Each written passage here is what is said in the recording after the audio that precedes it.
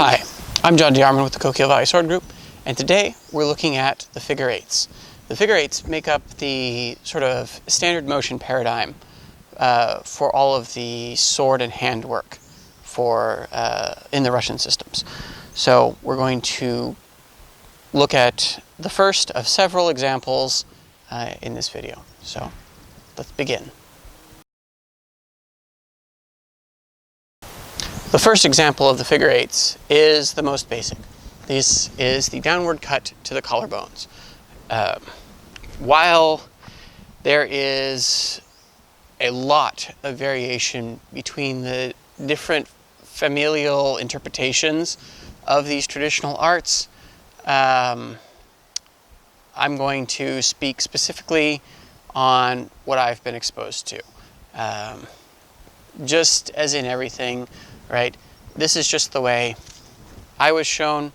It doesn't necessarily represent by any means the only way of doing it, nor should it even be considered the best way to do it, right? This is simply the way I do it, the way I was shown, right? So when we're cutting, we start by the ear and making that squid cut motion to either side of their shoulders. We turn to where we want the sword to go, and the sword travels down and through. It circles up, travels down and through. 1, 2, right? It's very simple, very easy. Rather than tracking on a 45, you want to think about the collar of a suit, right? It's a very narrow figure eight. That's why we tend to call this the vertical figure eight, right? Now, just as with skrutka, where we started with a large motion and we worked down, we do the same work with swords. So we start making this motion from the shoulder primarily, right? So the shoulder moves to do the majority of the work, right? Ba, ba, ba, ba, right? Your sword control should be quite relaxed, right? So that you could do it just with your forefinger and thumb, soft and relaxed. It's important to note that your hips lead the way, right? Hips lead, body comes to the center, hips are all the way away, and the sword works. Hips, sword, hips, sword, hips, sword, hips, sword, right? As we become more comfortable with this motion, we'll take the apex, the primary center of movement from the shoulder to the elbow. Elbow, elbow, elbow, elbow, elbow, elbow, elbow, elbow. Does it make sense? It's very simple, very easy. Finally, we'll take it to the wrist.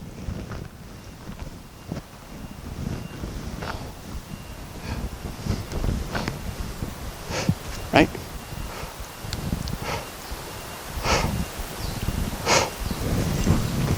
Again, this is skill building, right? Not how we fight. What we're doing is developing a sense of how each joint plays a role in the articulated sort of chain of motion. By isolating each one, we're able to look at it a little bit more precisely. We're able to see where we are applying excess tension in our form, right? Because what we're looking for ideally is for the motion to be just, for the structure of the motion to be just firm enough to support itself, right?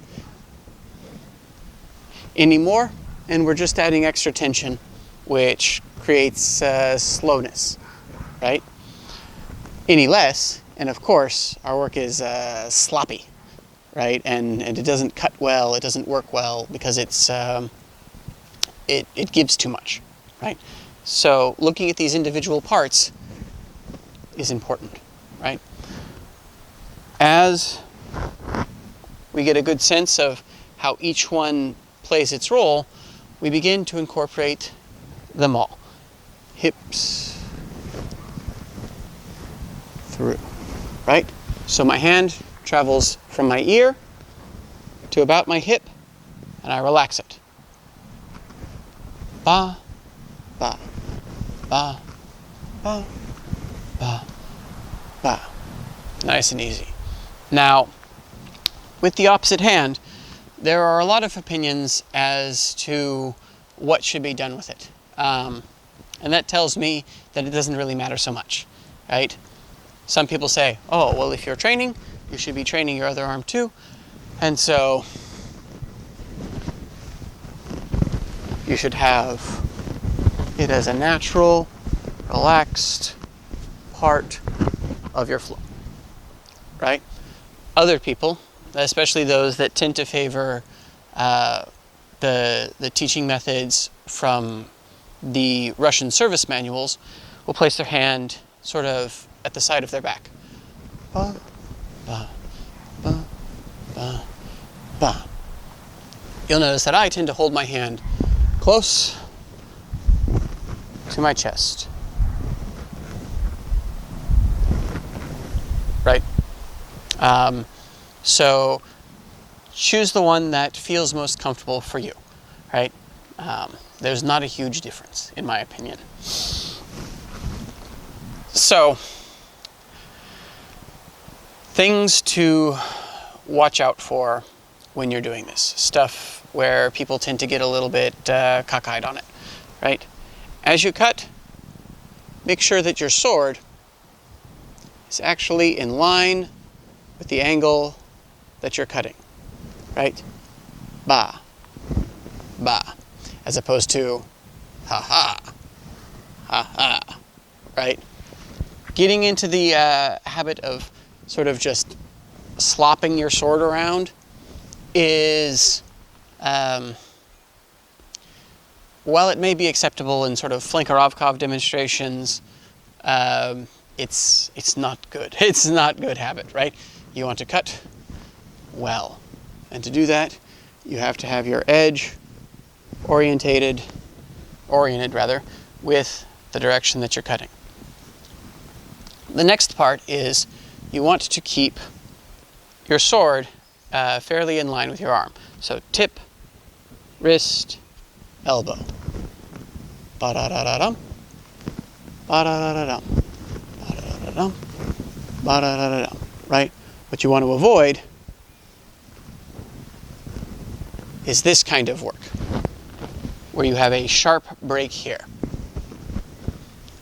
It's not that you can't cut somebody this way, it's that your cutting characteristics are not optimal, right? You're not being as efficient as you could be, and you're more likely to have your grip broken and disarmed when somebody does like spitsia, one of the defensive parries that we use most commonly. So get the sense in a line, in a line. If you find, while cutting from your lead side to your off side, that it's hard to get your targeting down, chances are you haven't turned your hips enough, right? You're cutting before your hips have moved, right? Because if you cut, then it's quite easy to come in, whoomp, in one long line, right? So give it some work. The other is, again, people tend to stick their hips out as they work. But this time for a different reason, because they're trying to stretch their shoulders to make this cut. Right? And they get this sort of like velociraptor thing going on, right? Tuck, straight. Nice and easy. Hips lead. Right? Never reach with your shoulders. Right? Hand comes out, and that's as far as it goes. Right? If you need to reach them, you reach them through your feet. Right? It's very simple, very easy. Also, you want to be sure and keep your breath. Right?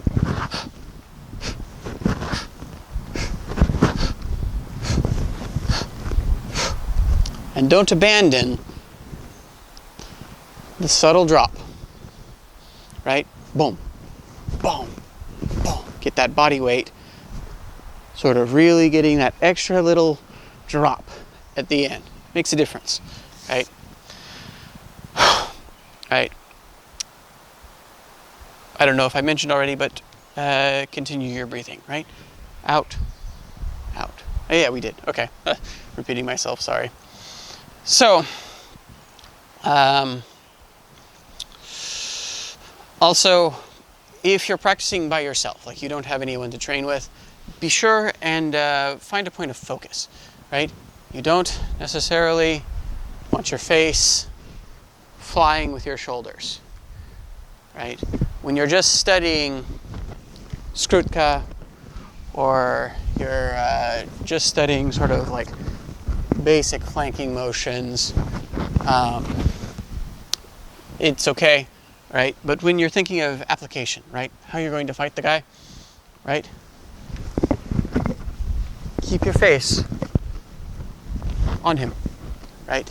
What's good about this, other than you can see the dude, right? Is that to do it, you have to relax your neck, right?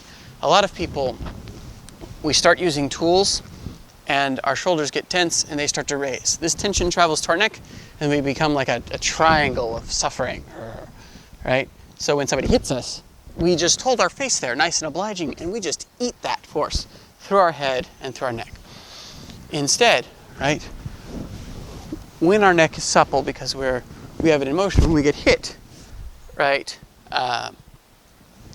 we can let the work begin to fall off, right? We can convert some of that pure force that they're putting into our face and bleed it off as motion, right? This is an important concept in taking open-handed strikes in Systema, and it comes back to work with the sword, but not in terms of direct contact. But that's for a different day, right? So, to recap, cut along the lapels. Your target is where the neck and the trapezius meet, and you're coming in, right? To take the traps, the clavicle, the subclavian artery. There's a lot of goodies here you can hit as you come through, right? Hips lead, orient your edge. Don't forget to breathe. Don't forget to change your height. Like breathing, right? It's very intuitive once you get the hang of it. But as always, to understand this work, you have to pick up a sword and go train.